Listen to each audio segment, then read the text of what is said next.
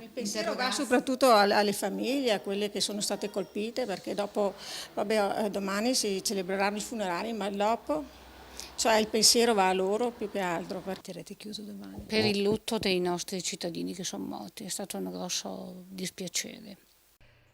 Domani non solo il paese di Refrontolo, ma l'intera regione sarà stretta attorno ai familiari delle 4 vittime della bomba d'acqua di sabato sera, che in una manciata di minuti si è abbattuta sulla festa paesana seminando la morte.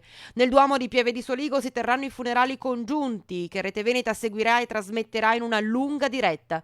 Un senso di partecipazione e commozione percepito da tutti, a cominciare dal presidente della regione Luca Zaia, che oggi ha inviato una lettera ai 579 sindaci del Veneto e ai presidenti delle province.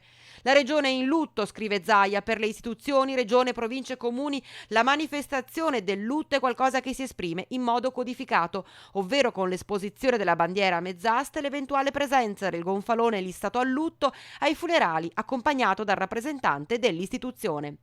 Refrontolo oggi è un paese distrutto nell'anima, tutti vogliono dare un loro segno di vicinanza e affetto. Senz'altro che teniamo chiuso il negozio domani perché il lutto è molto grave per le famiglie e anche per noi. Questa è una ferita che rimarrà, insomma, come ricordo. Un dolore, ricorda Zaia, che non può rimanere limitato alle comunità locali colpite negli affetti più cari, ma deve diventare il lutto di un Veneto che nelle tragedie sa sempre essere solidale e coeso.